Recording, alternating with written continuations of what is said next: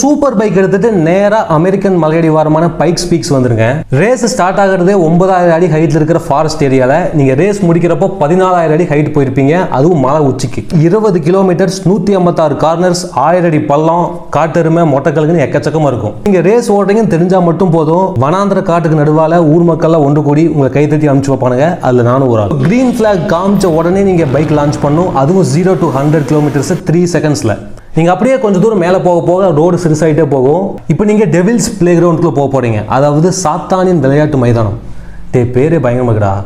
So கிட்டத்தட்ட எக்கச்சக்கமான hairpin Benz, அது மட்டும் இல்லாமல் இடி மின்னல்னு பயங்கரமாக தாக்குமாமா.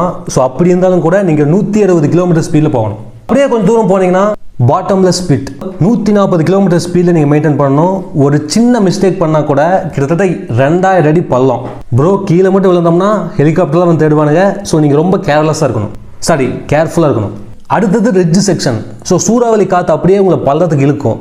பட் நீங்கள் எங்கேயும் சைடில் பார்க்காம ஹை ஸ்பீட்ஸில் அந்த கார்னரை கம்ப்ளீட் பண்ணணும். ஸோ இப்போ உங்கள் பாடியில் சுத்தமாக இணைஞ்சி இருக்காது. ஏன்னா நீங்கள் 120 கார்னர்ஸ் தாண்டி 1.4 கிலோமீட்டர்ஸ் மலை உச்சிக்கு வந்திருப்பீங்க. இப்போ நீங்கள் சமிட், அதாவது கடைசி கார்னர் 156வது கார்னர் நீங்கள் வரப்போ ஆக்சிஜன் லெவல் ரொம்ப ரொம்ப கம்மியாக இருக்கும்.